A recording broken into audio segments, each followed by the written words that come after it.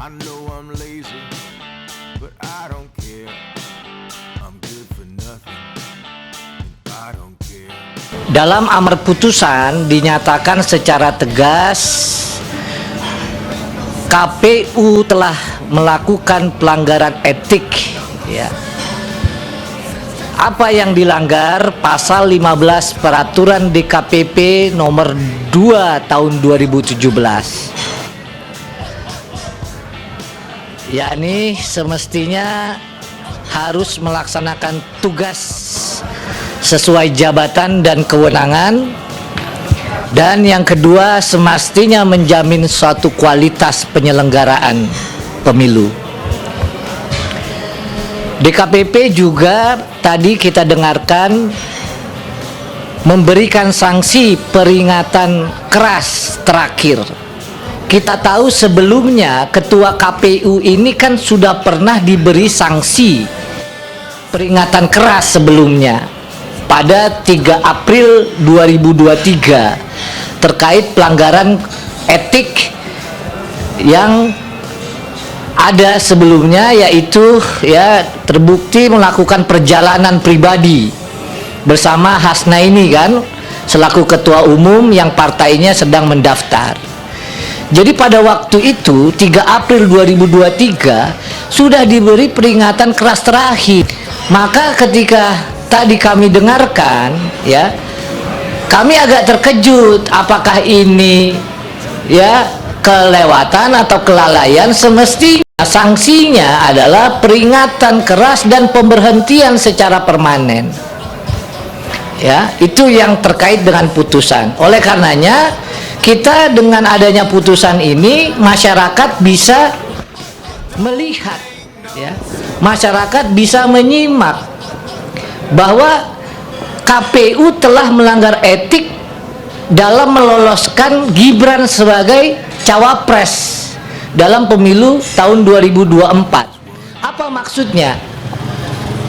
Penetapan Gibran ini harus lebih dahulu melanggar etik. Sebaliknya, kalau tidak melanggar etik, berarti Gibran tidak dapat diloloskan sebagai cawapres. Begitu logika hukumnya.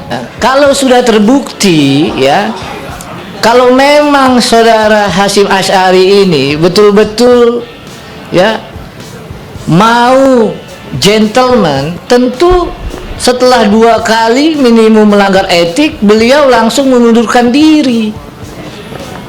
Ya.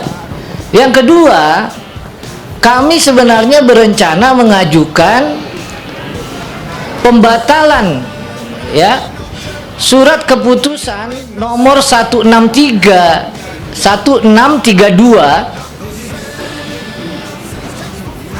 tentang penetapan pasangan calon, sepanjang hal itu yang terkait dengan pencalonan Gibran, ya.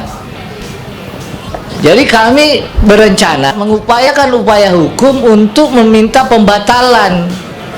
Dasarnya apa? Dasarnya penetapan dan pendaftaran Gibran ini melanggar etika dan peraturan penyelenggaraan pemilu. Kalau logikanya jelas kok. Kalau tidak melanggar etik, pencalonan Gibran ini tidak akan bisa. Gitu loh. Dan tegas dalam pertimbangan hukumnya bahwa pendaftaran menjadi fakta yuridis terungkap di muka persidangan DKPP, diterima oleh KPU sebelum peraturan diubah tanggal 3 November, ya. Jadi kalau ini sebenarnya tunduk patuh terhadap etika dan peraturan undang-undang, sudah pasti Gibran tidak diloloskan. Kemarin-kemarin kita berdebat, ya. Sekarang nggak bisa lagi berdebat, sudah jelas ada pertimbangan hukumnya dalam putusan DKPP. DKPP tidak melaksanakan tugas sesuai jabatan dan kewenangannya, itu di pertimbangan hukumnya.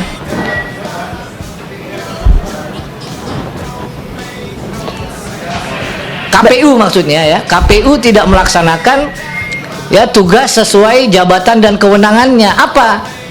Mestinya dia ubah dulu peraturan KPU, baru bisa terima berkas pendaftaran. Pertama, sekarang masyarakat sudah melihat dan ada bukti bahwa telah terjadi pelanggaran etika. Maka kita kembalikan lagi ke masyarakat. Ya. 14 Februari 2024 silakan ya menjatuhkan putusan dan menjadi ya penentu. Kami sudah berjuang. Kami sudah membuktikan bahwa yang namanya pencalonan Gibran ini secara etis ya dan melanggar peraturan. Nah, masyarakat sekarang tugas masyarakat nanti ya apa mau milih cawapres yang melanggar etik dalam proses pencalonannya. Silakan masyarakat, kami sudah berjuang ya, kami sudah mengupayakan ya yang namanya prinsip-prinsip demokrasi, makanya kami adukan ya. Kalau memang tidak bisa, prosesnya telat ya, silakan masyarakat yang melihat sendiri layak nggak itu dipilih. Dalam amar putusan dinyatakan secara tegas KPU telah melakukan pelanggaran etik ya